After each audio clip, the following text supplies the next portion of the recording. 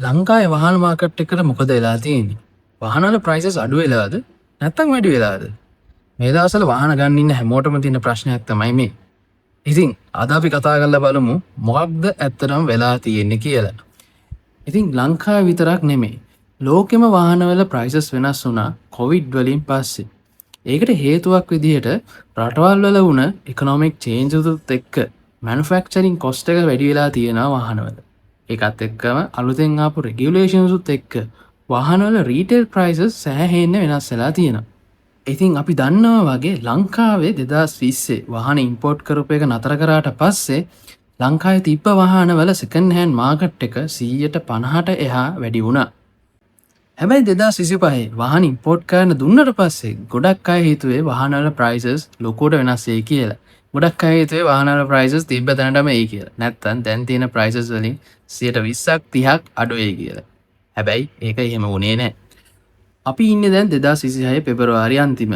ගොඩක් අය එක්ස්පෙක්ට් කරපු දෙයක් තමයි 2026 පෙබරවාරි වෙද්දී වාහනවල ප්‍රයිසස් ගොඩක් වෙනස් වෙයි කියන එක.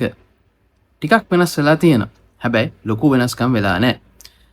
ලංකාවට නොවැම්බර් වල වුණ ආපදා තත්ත්වෙත් එක්කත් ගවර්න්මන්ට් එකෙන් දාලා තියෙන මාස 3ක් ඇතුළත ඉම්පෝර්ට් කරපු වාහන විකුණ ගන්න ඕනේ කියන පොලිසි එකත් එක්ක මේ දවස්වල වාහන විකුණ ගන්න මාරම ප්‍රෙෂර් එකක් හැදිලා තියෙනවා. ඉතින් මේ දවස්වල වාහන ඇඩ් බැලුවොත් එහෙම අපිට පේනවා එක එක ප්‍රයිසස් වලට සමහර වාහන අපි හිතුව වැගන්ආර් වගේ ගත්තොත් එක එක ප්‍රයිසස් වලින් තියෙන. හැබැයි එකක්වත් ස්ටේබල් ප්‍රයිසස් නෙමෙයි තියෙන්නේ. ඉතින් මේ සිටුවේෂන් එක මැද්දේ අප්‍රේට් පළවෙනිදා ඉඳන් SLCL ටැක්ස් එක නැත්තම් සමාජ ආරක්ෂණ බද්ද වාහනේ විකුණන වෙලාවට නැතුව වාහනේ ඉම්පෝර්ට් කරන වෙලාවට ගන්න ගවර්න්මන්ට් එකකිනුත් ඩිසයිඩ් කරලා ඉම්ප්ලිමන්ට් කරන්න යනවා. ඉතින් මේ ඔක්කොම හේතු නිසා මේ වෙලාවේ වාහන මාකට් එක පොඩ්ඩක් අන්ස්ටේබල් වෙලා තියෙන්නේ. ඉතින් ඔයත් වාහනයක් ගන්න ඉන්නවා නම් හරි වාහනයක් විකුණන්න ඉන්නවා නම් හරි මේ වෙලාවේ බොහොම කල්පනාවෙන් වැඩ කරන්න ඕනේ. මොකද ඔයාට මොකක් හරි අවාසියක් වෙන වෙලාවක් නම් ඔයා ඇත්තටම වාහනයක් ගන්න හරි වාහනයක් විකුණන්න හරි යන්න එපා.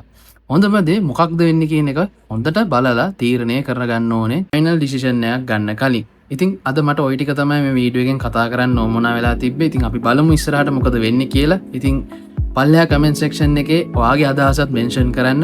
ඔයාට මොකද හිතෙන්නේ මේ මාකට් සිටුේෂන් එක ගැන? ඉතින් ලයික් කරන්න, තව කෙනෙක්ට මේ වීඩියෝ එක ෂෙයා කරන්න, ඉතින් මාව සබ්ස්ක්‍රයිබ් කරන්න. ඒක ඇත්තටම මට ඇත්තටම යූස්ෆුල් වෙනවා. ඉතින් අපි තව වීඩියෝ එකකින් හම්බෙමු. එහෙනම් guys, see you.